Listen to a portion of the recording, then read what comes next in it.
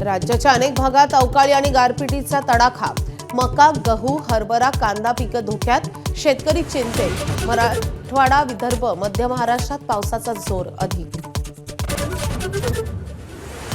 युद्धात इराणला साथ द्यायला हवी होती। भविष्यात भारताला त्रास होईल। गुढीपाडवा मेळाव्यात राज ठाकरेंची पंतप्रधान मोदींवर टीका। तर महाराष्ट्र नेक्स्ट या नव्या वेबसाईटची घोषणा। 21व्या दिवशीही युद्ध सुरूच। अमेरिका इस्रायलच्या हल्ल्यात आतापर्यंत 1444 इराणी नागरिकांचा मृत्यू।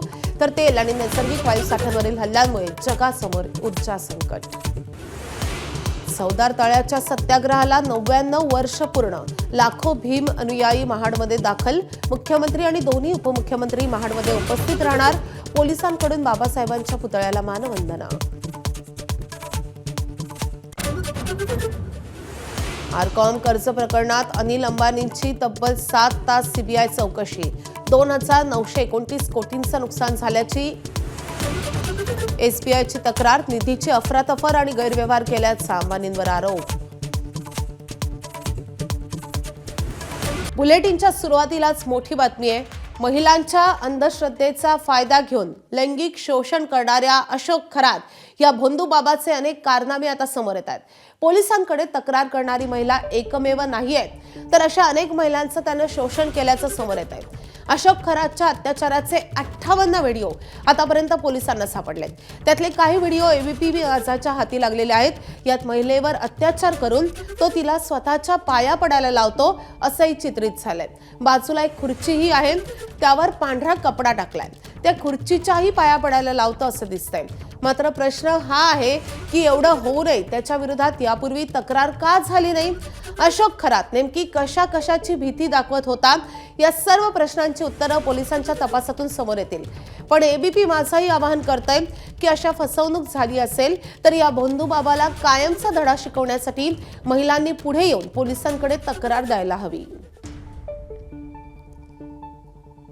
आपले प्रतिनिधी मुकुल कुलकर्णी आपल्या सोबत आहेत। मुकुल, अत्यंत धक्कादायक असे कारनामे आता या भोंदू बाबाचे समोर येत आहेत। आता या प्रकरणी पोलिसांचं नेमकं काय म्हणणं आहे? त्यांच्या तपासात आणखी काही धक्कादायक खुलासे झालेले आहेत का?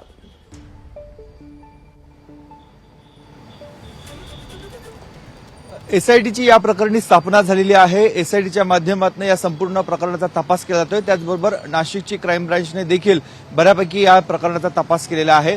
आता तू जसं म्हणाली तसं पोलिसांकडे याआधी काही व्हिडिओज आलेले आहेत। आणखीही कारण याचे केवळ नाशिक जिल्हाच नव्हे तर छत्रपती संभाजीनगर, पुणे, मुंबई, ठाणे अशा वेगवेगळ्या जिल्ह्यांमध्ये देखील याचे काही भक्त परिवार होते, त्याला फॉलो करणारे काही नागरिक देखील आहे। त्यामुळे कोणाकोणाची आणि किती महिलांची याने फसवणूक केलेली आहे, किती महिलांच्या भाबडेपणाचा याने फायदा घेतलेला आहे हे तपासाअंती स्पष्ट होईलच। परंतु आता फॉरेन्सिकच्या माध्यमातून त्याचबरोबर डिजिटल पुराव्यांच्या माध्यमातून त्याच्या संपूर्ण कारनाम्याचा तपास हा केला जात आहे। आता तू जसं म्हणाली तसे 2 ते 3 नवीन व्हिडिओज आता समोर आलेले आहे। कुठे तो महिलांना चिमटा काढताना बघायला मिळतोय, तर कुठे महिलांकडनं आपले पाय त्यांना नमस्कार करायला लावतोय। असे वेगवेगळे व्हिडिओज त्याचे समोर येत आहेत। प्रामुख्याने एका महिलेने हिंमत केलेली होती, तिने तक्रार केलेली होती। मात्र आता यापुढे किती महिला पुढे येतील हे बघणं महत्त्वाचं आहे, कारण गृह विभागाने महिला अधिकाऱ्यांच्या नेतृत्वाखाली एसआयटीची स्थापना केलेली आहे। महिलांमध्ये एक प्रकारचा विश्वासाचं नातं तयार करावं याच उद्देशानं महिला अधिकाऱ्यांची यामध्ये नेमणूक करण्यात आली। त्यामुळे आता एसआयटीच्या तपासामध्ये काय काय निष्पन्न होतं, किती महिला, किती नवीन तक्रारदार समोर येतात, केवळ हे अंधश्रद्धेचंच प्रकरण नाहीये तर अनेकांच्या प्रॉपर्टीचे देखील त्याने कब्जा मिळवल्याची आता चर्चा सुरू झालेली आहे। त्यामुळे पोलीस अशा संपूर्ण प्रकरणापर्यंत जातात का, खोलवर तपास होतो का हे बघणं तेवढंच महत्त्वाचं आहे। अर्थातच मुकुल, या बाबाचे अनेक गैरकृत्य समोर येतातच आहेत, मात्र त्यासोबतच एक राजकीय आरोप प्रत्यारोपाची माळही आपल्याला या निमित्तानं पाहायला मिळते। या अनुषंगानं तुमच्याकडून अपडेट घेत राहू। धन्यवाद या अपडेटसाठी। तर कॅप्टन अशोक खरात प्रकरणी एसआयटी चौकशीलाही वेग आलाय। डिजिटल आणि फॉरेन्सिकच्या आधारे तपासाला सुरुवात झाली आहे। फोन कॉल तपासण्यासह तांत्रिक पुरावे गोळा करण्याचं काम सुरू झालंय। आर्थिक व्यवहार, खरातचं नेटवर्क तसंच सहकारी आरोपींचा शोध घेतला जातोय। अशोक खरातनं पाथर्डी, गवळाणे, सिन्नर आणि शिर्डी, ओझर परिसरात कोट्यवधींची गुंतवणूक केल्याची माहिती आहे। दरम्यान या संदर्भात पोलिसांकडून तपास सुरू आहे।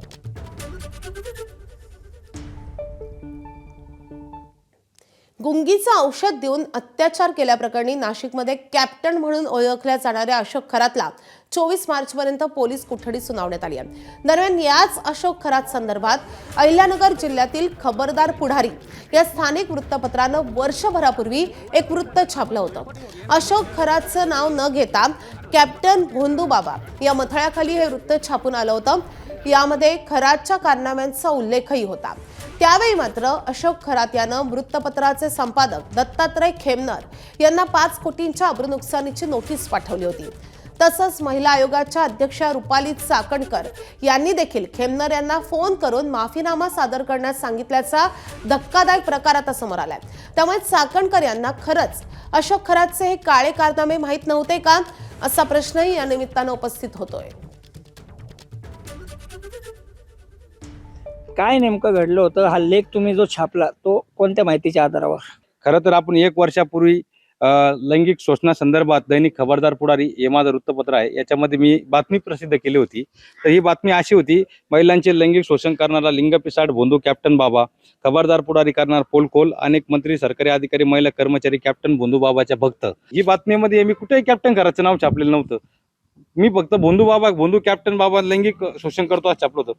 मग ह्या बातमीत कॅप्टन खरातापर्यंत गेली. कॅप्टन खरात तोच स्वतः अशोक खरात म्हणला मी कॅप्टन आहे. त्यांनी वावी पोलीस स्टेशनला माझ्यावर दखलपत्र गुन्हा दाखल केला आणि त्याच्या देवस्थानावर असल्या चाकणकर बाईनं मला त्या ठिकाणी कॉल करून असं प्रेशराईज केलं. एवढं करून त्यांनी मला नोटीस दिली का तुम्ही या बातमीचा 4 दिवसाच्या आत मला खुलासा जर दिला नाही तर मी तुमच्यावर सुमोटो अंतर्गत गुन्हा दाखल करीन. त्याचं पत्र देखील श्रीरामपूर शहर पोलीस स्टेशन दिलं त्यांनी, या संपादकावरती सुमोटो अंतर्गत गुन्हा दाखल करा.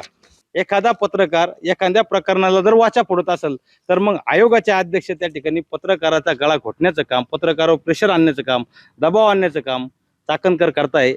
आणि कॅप्टन खरात यांनी मला तुम्हाला तारीख वेळ दाखवतो, तब्बल 5 कोटी रुपयाचा ह्या तारखेला त्यांनी 4/4/2025 रोजी दत्तात्रय खेमनर संपादक खबरदार पुढारी कॅप्टन अशोक खरात, हा हे बघा या तुमच्या समोर दाखवतोय, हा 5 कोटी रुपयाचा आकडा, 5 कोटी रुपयाची आब्रूनुकसानीची नोटीस मला त्या ठिकाणी दिली. मी तर सरकारला अशी विनंती करन आणि ज्या महिला कॅप्टन खरातच्या ज्यांनी अत्याचार झालाय त्या महिलांनी समोर येऊन आता काही महिलांनी फिर्याद देणं गरजेचं आहे.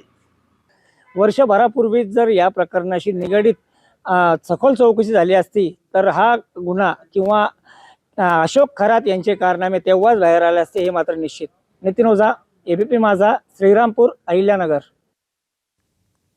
तर अशोक खरात महिला अत्याचार प्रकरणी मुख्यमंत्री फडणवीसांनी 2 आठवड्यांपूर्वीच कारवाईचे आदेश दिल्याची माहिती विश्वसनीय सूत्रांनी दिली आहे. मुख्यमंत्री आणि गृहमंत्री देवेंद्र फडणवीसांनी 2 आठवड्यांपूर्वीच संबंधित प्रकरणात लक्ष घातलं होतं. इतर कोणाला कळण्यापूर्वीच या प्रकरणी पोलीस महासंचालकांशी बोलून कारवाईचे आदेशही देण्यात आले होते.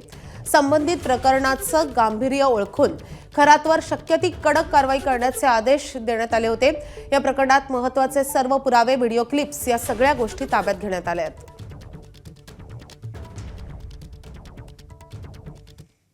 दरम्यान सामाजिक कार्यकर्त्या अंजली दमानिया यांनीही महिला आयोगाच्या अध्यक्ष रुपाली चाकणकर यांची हकालपट्टी करण्याची मागणी केली आहे.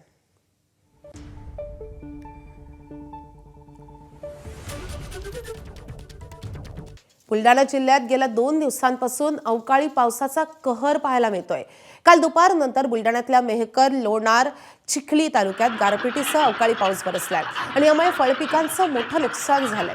केळी, संत्रा, निंबूसह काढणीला आलेला गहू, हरभरा, कांदा या पिकांचंही मोठं नुकसान झालंय. हातातोंडाशी आलेला घास हिरावल्यानं बळीराजा पुन्हा एकदा संकटात सापडलाय. आढावा घेतला आमचे प्रतिनिधी डॉक्टर संजय महाजन यांनी. हवामान खात्याने वर्तवलेल्या अंदाजानुसार बुलढाणा जिल्ह्यात गेल्या 2 दिवसापासून अवकाळी पाऊस बरसत आहे आणि यामुळे खरं तर शेतीचं मोठं नुकसान होत आहे, फळबागांचं मोठं नुकसान होत आहे. मी आता एका केळीच्या शेतात आहे आणि काल बुलढाणा जिल्ह्यात सायंकाळी अवकाळी पाऊस आणि गारपिटीमुळे या केळीचं नुकसान झालं आहे. अनेक ठिकाणी केळीचे घड जे आहेत त्याचं नुकसान झालेलं आहे. तर सोसाट्याच्या वाऱ्यामुळे केळीचे पानंही फाटलेली आहेत आणि त्यामुळे केळीचा दर्जा हा आता खराब झालेला आहे. मोठ्या प्रमाणात झाडंही उन्मळून पडली आहेत. सोसाट्याचा वारा आणि पावसामुळे अचानक आलेल्या या अवकाळी पावसामुळे निंबू, संत्रा, गहू, हरभरा या पिकांचंही नुकसान आहे. खरं तर मेहकर, चिखली आणि लोणार तालुक्यात मोठ्या प्रमाणात विजांच्या कडकडाटासह सायंकाळी हा पाऊस बरसला आणि यामुळे शेतीचं काही प्रमाणात का होईना मोठं नुकसान झालेलं आहे. शेतकऱ्यांचा गहू हरभरा हा भिजलेला आहे. काढणीला आलेले ही सगळं पिकं होती आणि हातातोंडाशी आलेल्या या घास याचं नुकसान झाल्यामुळे आता पुन्हा शेतकरी राजा हा अडचणीत सापडला आहे.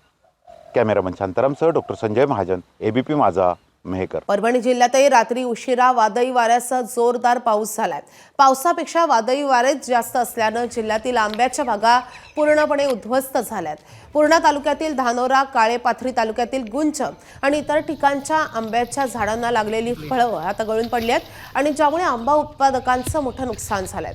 जवळपास सगळे आंबे वाऱ्यानं खाली गळून पडल्यानं यंदा परभणीकरांना गावरान आंबा खायला मिळणं कठीण झालंय. जळगाव जिल्ह्यातही पुन्हा एकदा वादळी वाऱ्यासह अवकाळी पावसानं हजेरी लावली आहे. त्यामुळे ऐन काढणीला आलेल्या पिकांचं मोठं नुकसान झालंय. जळगावातील पाचोरा, भडगाव आणि चाळीसगाव तालुक्यातील अनेक गावात काल सायंकाळच्या वादळी वाऱ्यासह पाऊस झालाय. यामुळे गहू, मका, ज्वारी आणि बाजरी या पिकांना मोठा फटका बसलाय. अनेक गावातील उभी पिकं वादळानं जमीनदोस्त झाल्यानं शेतकऱ्यांना मोठा आर्थिक फटका बसलाय. नुकसानीचे पंचनामे करून भरपाई द्यावी अशी मागणी आता हे शेतकरी करत आहेत. आज ही ज्वारी पीक हे 3.5 एकरावर टाकलेलं होतं. जवळजवळ 60,000 रुपये खर्च आलेला आहे आणि हातातोंडाशी आलेला घास हा निसर्गाने हिरावून नेला.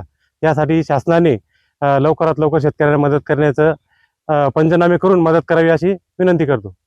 नाशिकच्या सिन्नर शहर आणि ग्रामीण भागात काल सायंकाळी हवामानात अचानक बदल होऊन अवकाळी पावसानं जोरदार एंट्री घेतली आहे. कडक उन्हाच्या चटक्यानंतर अचानक आलेल्या पावसामुळे सर्वसामान्य नागरिकांची मोठी धावपळ उडाली तर शेतकऱ्यांची मोठी तारांबळ उडाली आहे. ग्रामीण भागात या पावसानं शेतकऱ्यांच्या तोंडचं पाणी पाळलं असून कांदा, गहू आणि हरभरा ही पिकं काढणीच्या अवस्थेत असताना आलेल्या या पावसानं या पिकांचं मोठं नुकसान झालंय.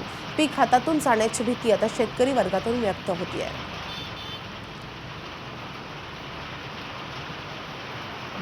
तर नाशिकमधल्या देवळा तालुक्यातील उमराणे परिसरात काल सायंकाळी अचानक हवामानात बदल झाला आणि गारांसह मुसळधार पाऊस बरसलाय. या अवकाळी पावसामुळे काढणीला आलेला कांदा, द्राक्ष आणि डाळिंब या पिकांना मोठा फटका बसण्याची शक्यता शेतकरी वर्गातून व्यक्त होतीये. जोरदार पावसामुळे आठवडे बाजारातही धांदल उडाली तर काही भागात वीज पुरवठा खंडित झाल्यानं अंधाराचं वातावरण पाहायला मिळालं.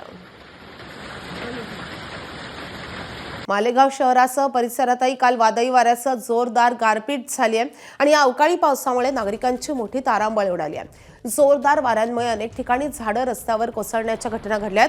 या नैसर्गिक आपत्तीचा सर्वाधिक फटका कांदा आणि इतर पिकांना बसला असून शेतकरी पुन्हा एकदा संकटात सापडलाय. दरम्यान बस स्थानक परिसरात पावसानं प्रवाशांचीही मोठी धावपळ उडवली आहे.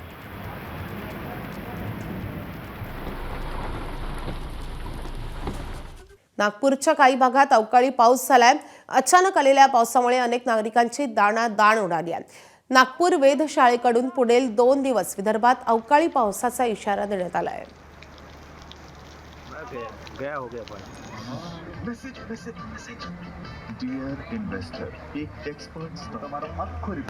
तर हवामानातील काही महत्त्वाच्या घडामोडींमुळे राज्यभरात अवकाळी पावसाचा तडाखा बसतोय. काही भागात गारपीटही होतीये. हे बदल पुढील 24 तास कायम राहतील असा अंदाज आहे.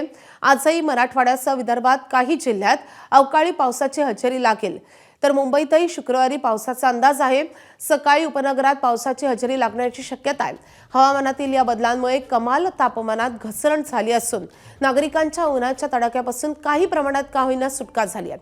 तर 21 मार्च नंतर हवामानात बदल होतील आणि पावसाचा जोर ओसरला तर 22 पासून 25 मार्च पर्यंत कमाल तापमानात पुन्हा एकदा वाढ होणार आहे.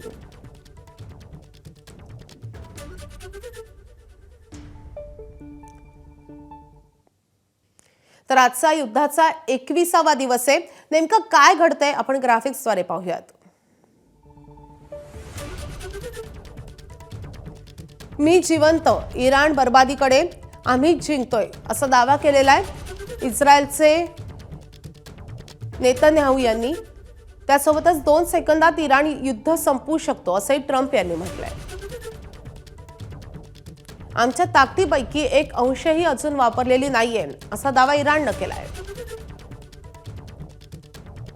इराणवर जवळपास 25,000 हल्ले आतापर्यंत झालेत. 21 दिवसातले काही महत्त्वाचे अपडेट आपण पाहतोय. अमेरिकेचं अत्याधुनिक F-35 विमान पाडल्याचा इराणकडून दावा होतोय. तर युद्ध संपवा नाहीतर नियंत्रणाबाहेर जाण्याचा धोका असल्याचं संयुक्त राष्ट्रांनी इशारा दिलाय. तर इराणकडून ऑपरेशन 2 प्रॉमिस 4 अंतर्गत हल्ल्याची 66वी खेप सुरू आहे. इराणकडून इस्रायलच्या तेल शुद्धीकरण कारखान्यावर हल्ला करण्यात आलाय. इराणकडून इराणचा हायफा आणि जेरुसलेमवर जोरदार मारा झालेला आहे. तर इस्रायलच्या हायफा आणि जेरुसलेमवर इराणनं जोरदार मारा केलेला आहे. तर आखाती युद्धाचा 21वा दिवस तीव्र अशा हिंसाचाराचा ठरतोय. काल रात्री अमेरिका आणि इस्रायलनं इराणच्या सर्वात मोठ्या लेंघे नावाच्या बंदरावर तुफान मारा केलाय. या हल्ल्यात लेंघे बंदराचं कमालीचं नुकसान झालंय. बंदरावर मोठी आग लागली आहे आणि त्याचा बदला घेण्यासाठी इराणनं इस्रायलच्या हायफामधल्या तेल शुद्धीकरण कारखान्यावर मारा केलाय. इराणनं इस्रायलच्या राजधानी जेरुसलेमवरही हल्ला केलाय. तसंच इराणनं इराकमधील सुलेमानिया या भागावरही जोरदार क्षेपणास्त्र हल्ले केले आहेत.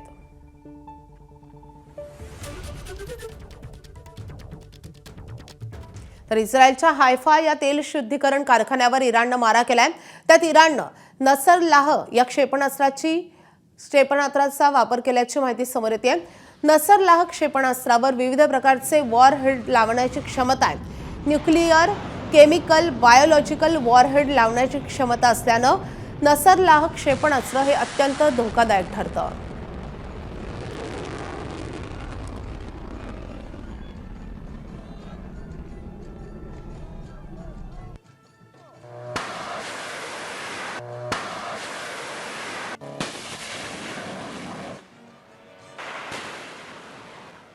तर इराणनं इस्रायलवर जोरदार हल्ले सुरूच ठेवलेत.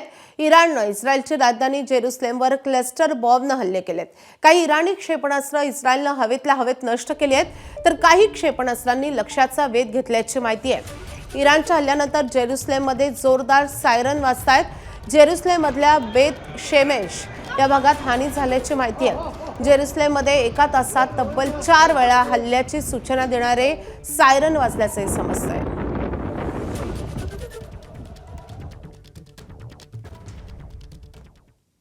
तर इराणनं आता अमेरिकेच्या F-35 या स्टेल्थ लढाऊ विमानाला लक्ष्य केलंय. हल्ल्यानंतर या लढाऊ विमानानं अमेरिकेच्या तळावर आपत्कालीन लँडिंग केल्याची माहिती आहे. सध्या वैमानिकाची प्रकृती स्थिर आहे. आतापर्यंत अमेरिकेनं असा दावा केला होता की जगातील कोणतीही रडार किंवा हवाई संरक्षण या अदृश्य लढाऊ विमानाला शोधू शकत नाही. या अमेरिकेच्या दाव्याला इराणनं या कारवाईनं मोठं आव्हान दिलंय.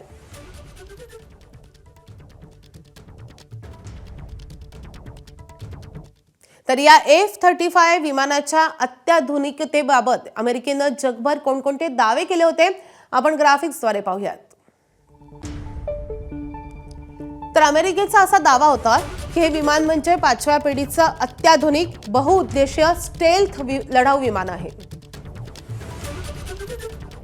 रडारला चकवा देण्याचं तंत्रज्ञान या विमानामध्ये असल्याचाही अमेरिकेचा दावा होता. त्यासोबतच या विमानात प्रगत सेन्सर आहेत आणि सुपरसॉनिक गती असल्याचाही अमेरिकेचा दावा आहे. जमिनीवरील हल्ल्यांसह हवाई लढाईतही हे विमान निपुण आहे. स्टेल्थ तंत्रज्ञानामुळे रडारवर सहज न सापडण्याची क्षमता या विमानाची असल्याचाही अमेरिकेचा दावा होता. Pratt and Whitney F-135 engine विमानाचा वेग सुमारे 1960 किलोमीटरहून अधिक असेल असाही दावा आहे. अत्यंत प्रगत सेन्सर फ्युजन तंत्रज्ञानामुळे सर्व सेन्सरची माहिती एकत्रितरित्या वैमानिकाला सादर होते. तर विमानाच्या अंतर्गत भागात क्षेपणास्त्र बॉम्ब वाहून नेण्याच्या क्षमतेमुळे स्टेल्थ आकार कायम राहतो.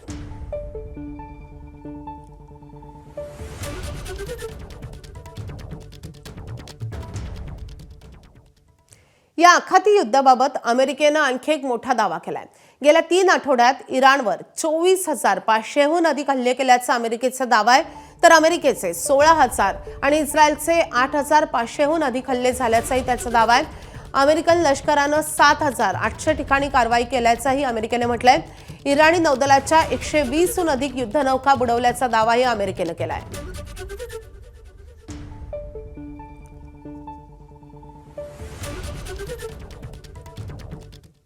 तर इस्रायलचे पंतप्रधान बेंजामिन नेतन्याहू यांनी या युद्धाची 3 उद्दिष्टे जाहीर केली आहेत. इराणला अण्वस्त्रधारी राष्ट्र बनवण्यापासून रोखणं, बॅलिस्टिक क्षेपणास्त्रांचं संकट टाळणं आणि इराणच्या जनतेचं स्वातंत्र्य यासाठी युद्ध सुरू असल्याचं नेतन्याहू यांनी म्हटलंय. आता शेअर बाजारातून मोठी अपडेट. कालच्या प्रचंड पडझडीनंतर आज शेअर बाजारात काहीसं सकारात्मक चित्र आहे, कारण सेन्सेक्स आता 860 वर आहे, तर निफ्टी 272 अंकांनी वर आलेला आहे. तर सेन्सेक्स आणि निफ्टीमध्ये काहीशी वाढ आपल्याला दिसते. सेन्सेक्स 860 अंकांनी वधारलेला आहे, तर निफ्टीमध्ये 272 अंकांनी वाढ झाल्याचं समोर आलं आहे. अशोक खरात महिला अत्याचार प्रकरणी महिला आयोगाच्या अध्यक्षा रुपाली चाकणकरांच्या अडचणीत आता वाढ होणार आहे, कारण चाकणकरांचे आणखी काही नवीन फोटो आणि व्हिडिओ समोर आलेत, ज्यात भोंदूबाबा अशोक खरात यांच्या हातून केक खात औक्षण करताना आणि आज मी जे काही आहे ते गुरूंमुळेच आहे असं सांगत भाषण करतानाच्या व्हिडिओचा समावेश आहे. महिलांना पोथी पुराण ऐवजी संविधान हातात घ्या सांगणाऱ्या रुपाली चाकणकर यांनी भोंदूबाबाचे पाय धुतल्याचेही व्हिडिओ या अगोदर आपण सर्वांनी पाहिलेले आहेत. लोकांसांगे ब्रह्मज्ञान, आपण मात्र कोरडे पाषाण, अशा आशयाचे अनेक कमेंट्स आता सोशल मीडियावर रुपाली चाकणकर यांच्याबद्दल केल्या जात आहेत. तर रुपाली चाकणकर यांचा या अशोक खरात सोबतचा एक व्हिडिओ आता समोर आलेला आहे. रुपाली चाकणकर अशोक खरातला औक्षण करतायत आणि मी जे काही आहे ते या गुरूंमुळेच असं म्हणतायत, असं एक भाषण करतानाचा व्हिडिओ देखील समोर आलेला आहे. रुपाली चाकणकर अशोक खरातचे पाय धुत असतानाचा फोटो समोर आला होता, त्याच्या डोक्यावर छत्री धरतानाचा फोटो समोर आला होता आणि त्यानंतर आता हे नवीन फोटो व्हिडिओ समोर येत आहेत. या सगळ्यांमध्ये जन्म देणारी आई म्हणून ती माझी गुरु, मला चालायला बोलायला शिकवलं माझ्या वडिलांनी म्हणून ते होते गुरु. पण मी कोण आहे, माझा जन्म कशासाठी झाला, मला जन्मात येऊन करायचे काय हे सांगणारे गुरु माऊली तुम्ही, म्हणून मी तुमच्या समोर उभी आहे. आज मी जे काय आहे, रुपाली चाकणकर म्हणून जे काही करत आहे ते माझं सारं अस्तित्व तुमचं आणि या गुरु माऊलीचं आहे. छत्रपती संभाजीनगरमध्ये पुन्हा एकदा औरंगजेबाच्या कबरीवरून वादाची ठिणगी पडली आहे. तेलंगणातील भाजपचे आमदार टी राजा सिंह यांनी शहरात आयोजित एका सभेत बोलताना अत्यंत आक्रमक आणि प्रक्षोभक असं वक्तव्य केलंय. औरंगजेबाची कबर जेसीबीनं उखडून टाका आणि त्या जागी मुतारी बांधा असं भरसभेत ते म्हणालेत. या वक्तव्यामुळे शहरात राजकीय वातावरण तापण्याची शक्यता आहे.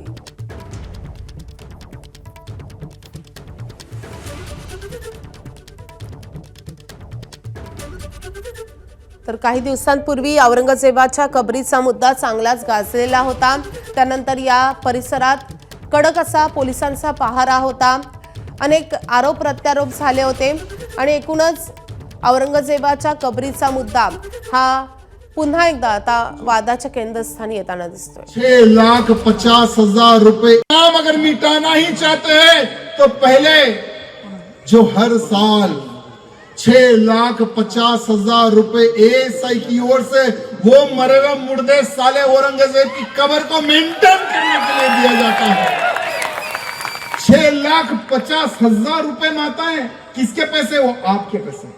किसके पैसे? वो आपके पैसे. किसके पैसे? वो हम सब के पैसे हैं. यानी जिसने मेरे संभाजी को तड़पा तड़पा कर मारा, उस हरामी पिल्ले सुअर के बच्चे की कब्र को मेंटेन के लिए 6,50,000 रुपए दिए जा रहे हैं. क्या हमें स्वीकार है?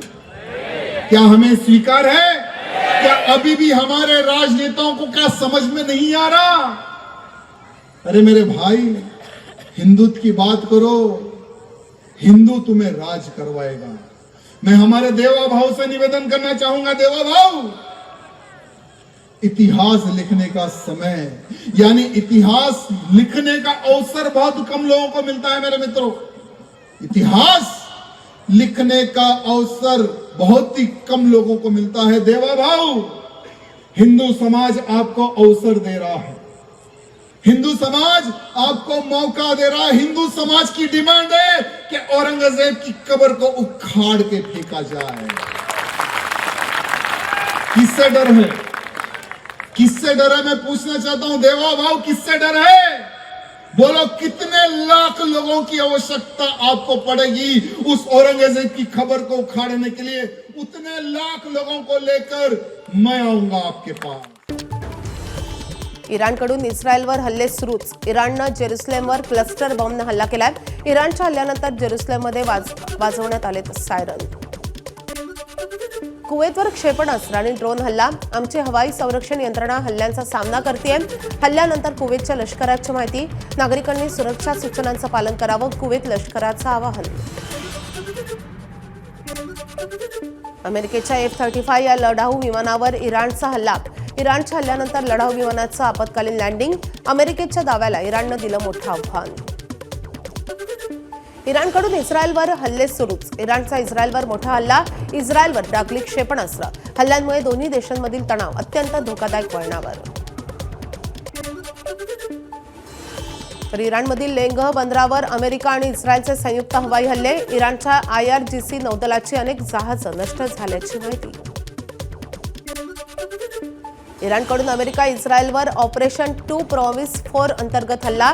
ड्रोन हल्ल्याची 66वी खेप. 5 शक्तिशाली मिसाईलनं हल्ला.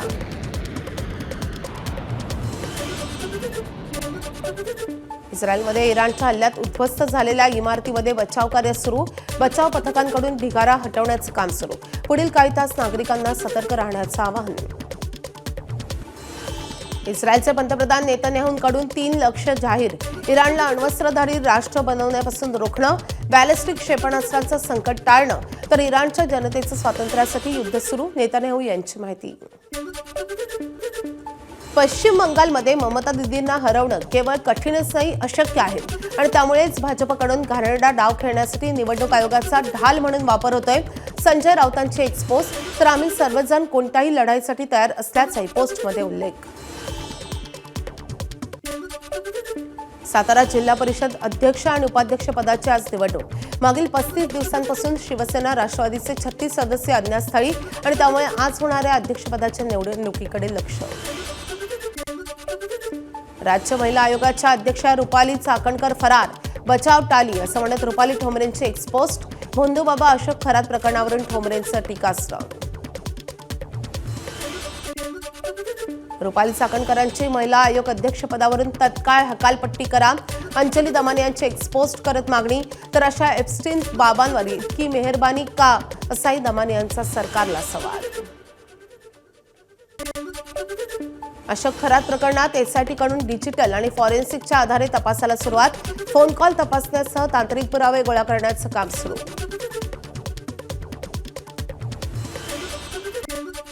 रायगडच्या महाडमधील चौदार तळ्याच्या सुशोभीकरणाचं आज भूमिपूजन आणि त्यासाठी शासनाकडून कोट्यवधींचा निधी मंजूर. चौदार तळे सत्याग्रहाचे 100वे वर्ष असून वर्षभर जन्मशताब्दी वर्ष साजरं करू, असं मंत्री संजय शिरसाट यांची प्रतिक्रिया. चौदार तळ्याच्या पाण्याची अवस्था दुरावस्था आहे, म्हणून आम्ही सर्वांनी एक निर्णय घेतला आणि मी जवळपास 56 कोटी रुपये याला मंजूर केले. आज त्याचं भूमिपूजन माननीय मुख्यमंत्री देवेंद्र फडणवीस, उपमुख्यमंत्री एकनाथ शिंदे साहेबांच्या हस्ते होत आहे. त्याचा आम्हाला आनंद आहे. आम्ही फेब्रुवारीच्या 15 तारखेपर्यंत हे संपूर्ण काम कंप्लीट करणार आहोत. ऐतिहासिक चौदार तळे सत्याग्रहाला आज 99 वर्ष पूर्ण होत आहेत आणि त्यानिमित्त महाडमध्ये पोलिसांकडून बाबासाहेबांच्या पुतळ्याला मानवंदना. आज दिवसभर या ठिकाणी विविध कार्यक्रमांचं आयोजन. ऐतिहासिक चौदार तळे सत्याग्रहाला 99 वर्ष पूर्ण. यानिमित्त चौदार तळे सौंदर्यीकरण आणि पाणी शुद्धीकरण प्रकल्पाचं भूमिपूजन. मुख्यमंत्र्यांसह दोन्ही उपमुख्यमंत्री, विविध खात्याचे मंत्री महाडमध्ये उपस्थित राहणार. गोव्याचे मुख्यमंत्री प्रमोद सावंत यांच्यावर यशस्वीरित्या अँजिओप्लास्टी. पुण्यातील रुबी हॉल क्लिनिकमध्ये हृदयाची यशस्वी शस्त्रक्रिया करण्यात आली आहे. काल दुपारी छातीत दुखू लागल्यानं त्यांना तातडीनं रुग्णालयात दाखल करण्यात आलं होतं. लोखंडी विळ्यानं पोटावर आणि मानेवर वार करून कौटुंबिक वादातून पतीकडून पत्नीची निर्घृणपणे हत्या. जळगावच्या निमखेडमधील घटना. हत्येनंतर आरोपी पती नितीन सोनवणे स्वतःहून पोलीस ठाण्यात हजर. गुन्हा दाखल. नागपूरच्या केडीके कॉलेजजवळ व्यंकटेश नगर परिसरात 3 दुचाकींची चोरी. सोटे CCTV कॅमेऱ्यात कैद. याआधी याच परिसरातून अनेक दुचाकींची आणि सायकलींची चोरी. मुंबईतील जोगेश्वरीच्या आनंदनगर परिसरात लहान मुलीच्या हातातून मोबाईल स्नॅचिंग. ओशिवरा पोलिसांकडून एका तासात 22 वर्षीय आरोपी ओमप्रकाश शर्मा याला अटक. वर्ध्यातून सराईत सोनसाखळी चोराला अटक, स्थानिक गुन्हे शाखेच्या पथकाची कारवाई, आरोपीकडून सोन्याच्या दागिन्यांसह 20,90,000चा मुद्देमाल जप्त, 11 विविध गुन्हे दाखल. बुलढाण्यात खामगाव जालना महामार्गावरील अमडापूर टोल प्लाझाजवळ अमरावती पुणे शयनयान एसटी बसला अपघात, बस खांबाला धडकून झालेल्या अपघातात 4 प्रवासी जखमी. भंडाऱ्याच्या साकोली तालुक्यातल्या एकोडी गावात मधमाशांच्या हल्ल्यात दिव्यांग व्यक्तीचा मृत्यू. गावातील मुख्य वर्दळीच्या भागात मधमाशांनी नागरिकांवर अचानकपणे हल्ला केलाय. यात गंभीर जखमी होऊन दिव्यांग व्यक्तीचा मृत्यू झालाय. सांगलीच्या कवठे महाकाळ तालुक्यातील मळणगावमध्ये द्राक्ष बागायतदार शेतकऱ्याची कर्जाला कंटाळून आत्महत्या. सततच्या नापिकीमुळे बँकेचे 20 ते 25 लाख रुपयाचे कर्ज थकीत झाल्यामुळे शेतकऱ्याची आत्महत्या. धुळ्याच्या साक्री आणि शिंदखेडा तालुक्यात अवकाळी पाऊस आणि गारपिटीचा तडाखा, पिकांचं मोठं नुकसान, पिकांवर विविध रोगांचा प्रादुर्भाव वाढण्याची भीती. अहिल्यानगरच्या पारनेरमधल्या ढवळपुरी आणि परिसरात वादळी वाऱ्यासह गारपीट, काढणीला आलेला गहू, कांदा, हरभरा, भुईमूग, तूर पिकांसह चारा पिकांचंही मोठं नुकसान. नांदेडच्या अर्धापूर तालुक्यात वादळी वाऱ्यासह गारपीट, केळी आणि ज्वारी पिकाचं मोठं नुकसान, तर काढणीला सुरू असताना हळद भिजल्याच्याही घटना. बीडच्या केज तालुक्यात आलेल्या अवकाळी पावसानं आंबा, गहू, ज्वारी या काढणीला आलेल्या पिकांचं नुकसान, तर शेतातील भाजीपाल्यालाही फटका, शेतकरी हवालदिल. बीडच्या कोरडेवाडी आणि काशिदवाडी भागात गारपिटीनंतर गारांचा खच, तर गारपिटीमुळे गहू, ज्वारी, आंबा आणि भाजीपाल्याचं मोठं नुकसान. जळगाव जिल्ह्यातही पुन्हा वादळी वाऱ्यासह अवकाळी पावसाची हजेरी. पाचोरा, भडगाव आणि चाळीसगाव तालुक्यातील अनेक गावात पावसाचा तडाखा, काढणीला आलेल्या गहू, मका, ज्वारी आणि बाजरी पिकांना फटका.